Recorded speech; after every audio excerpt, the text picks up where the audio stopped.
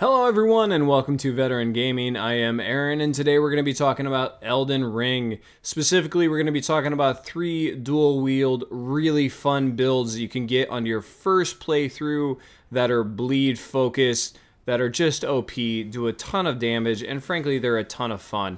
I know everybody out there wants to be down on blood builds, and I didn't really go for one for quite some time. When I finally did, holy cow are they fun. It is a blast to do that much damage, watch giant chunks of their boss's health get taken away. So I highly encourage you, if you haven't messed around with it at all, check it out. And I'm going to go ahead and spotlight 3 specific weapon combinations that you can get fairly easily and fairly early on in Elden Ring that I hope you have as much fun playing around with as I did. And make sure if you like the video, please subscribe to the channel. It gives me the opportunity to make more content. And please give me a big thumbs up. That always helps with the algorithm, and I hope you guys enjoy the show. So we're going to go ahead and talk about a fun curved sword combination here. We have the Bandit's curved sword, and we also have the Scavenger's curved sword. Both of these are relatively easy to pick up in your first playthrough. And as you can see here, you can fix both of them with Blood Ash of War to make them the Bandit's Blood curved sword and the Scavenger's Blood curved sword. And as you can see right down here, passive effects, blood loss of 79. Passive effect, blood loss of 80. So you can see here, I'm going to go ahead and demonstrate on this poor troll here that, here's our move set obviously, that you can really tear up some bad guys in no time here. So we're just going to saunter up to him and hopefully hit him here. And once and twice, there's the blood proc, and 3 and he's done. 1, 2, 3, he's gone, and hopefully you can hit him on the first attempt. So again, they look cool, they look fun, they look barbaric, they do a ton of damage. You can actually even put frost or something on them too later in the game if you want. But for a blood pairing, it's been pretty well documented at this point that curved swords are amazing, especially when you're throwing them in with a twin blade talisman, the claw talisman. Later on, you can get the blood proc talisman. So these weapons are a ton of fun, can do a ton of damage. The best location to farm the Bandit's curved sword early in the game is going to be at the Weeping Peninsula. We're going to zoom in here at the Church of Pilgrimage. So let's go ahead and head to the Church of Pilgrimage, if it'll let us. We're going to load up, and as you get there, you're going to run around the church here, and you're going to take out a single bad guy real quick who has a chance of dropping it. Again, the arcane helmet, the silver scarab, anything you can get to raise your drop chance. You do have to hit him once again when he's down, but that guy right there is a chance to drop it. So go ahead and kill him. If he doesn't drop it, go ahead, run right back in the church. Sit down at the grace point, stand back up, he'll be right there again. Keep farming him. Hopefully you get lucky quickly. So to get the Scavenger's curved sword, you're going to be in Mount Gelmir area. So you're going to want to take the first Mount Gelmir campsite grace point. So we're going to go ahead and fast travel there real quick. As soon as you get there, you can go ahead and load up on your faithful steed Torrent. And we're going to start running. I'm going to go ahead and show you the path.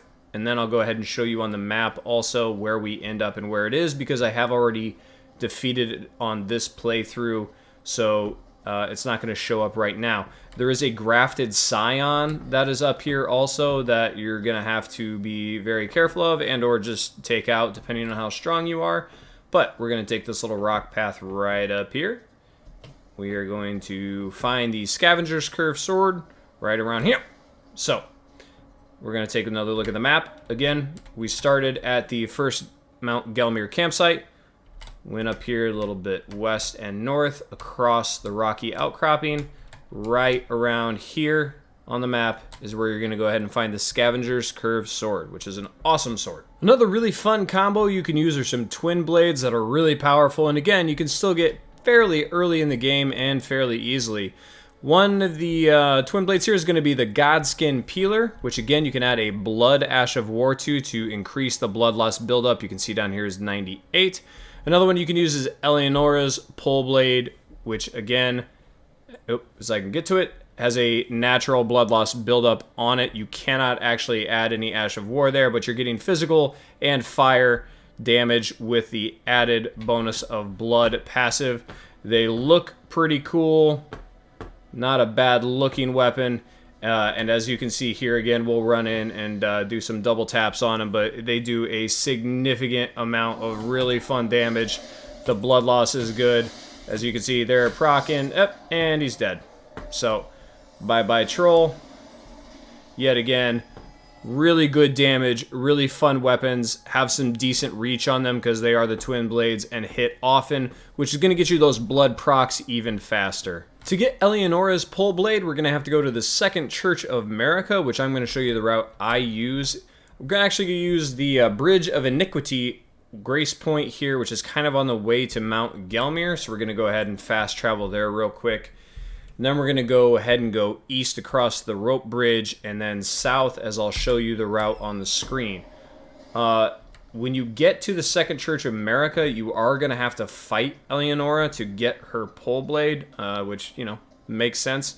It's part of a quest line. I don't want to give away a whole lot of spoilers at this point if you guys aren't familiar, but it's a very great quest line, especially for a dexterity-based character that's interested in these kind of weapons. So we're going to go down the spirit windy jumpy point thingy here, and then we're just going to go ahead and continue south. You can come up here after the graveyard, jump up these rocks to the south, and right here in this church is going to be Eleonora. You're going to go have to beat her. Once you do, she will drop her pole blade, and then you can use it, and it's all fun and games from there. To get the absolutely amazing Godskin peeler here that you see on the screen, you're going to have to go ahead and go to the Windmill Heights Grace Point.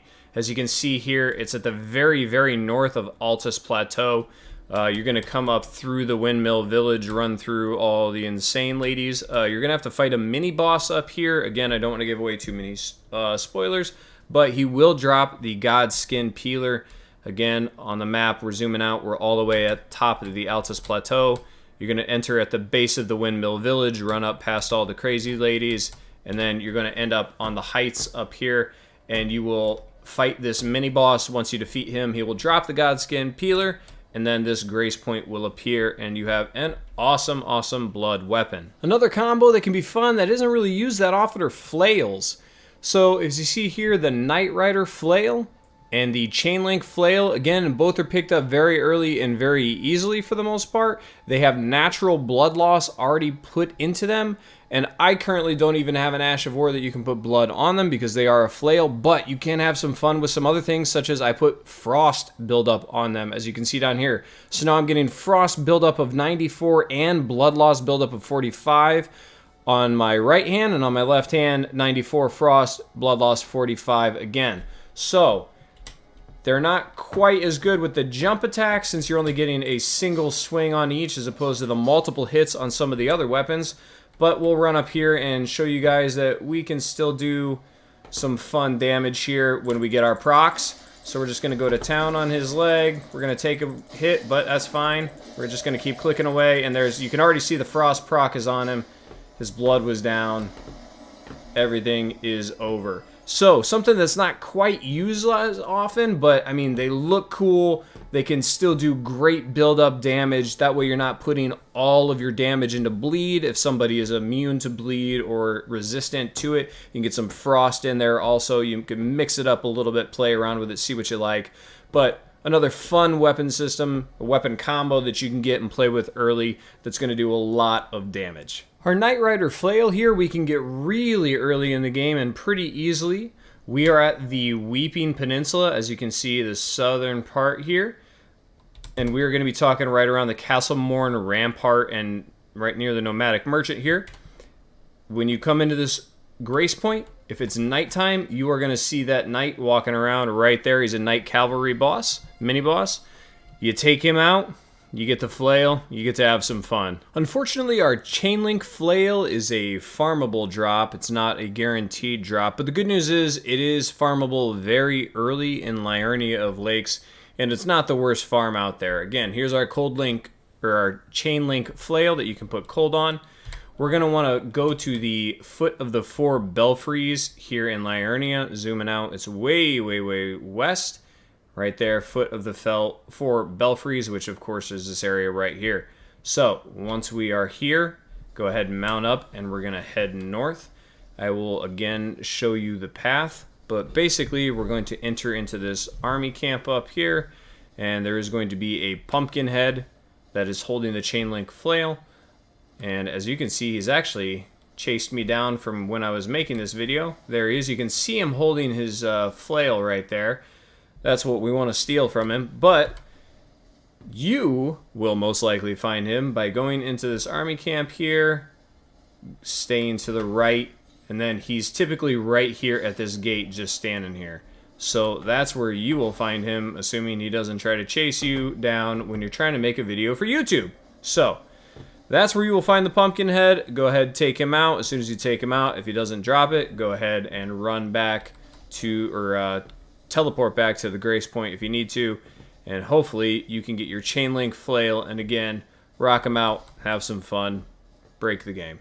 So thank you guys again for stopping, and hopefully you guys learned something. Hopefully you see a combo that you enjoy playing with. Again, I hate to beg, but please subscribe to the channel, give me a like, give me a thumbs up. Questions, comments, concerns, go in the comments section down below. As always, guys, have fun and good luck. So I got that going for me, which is nice.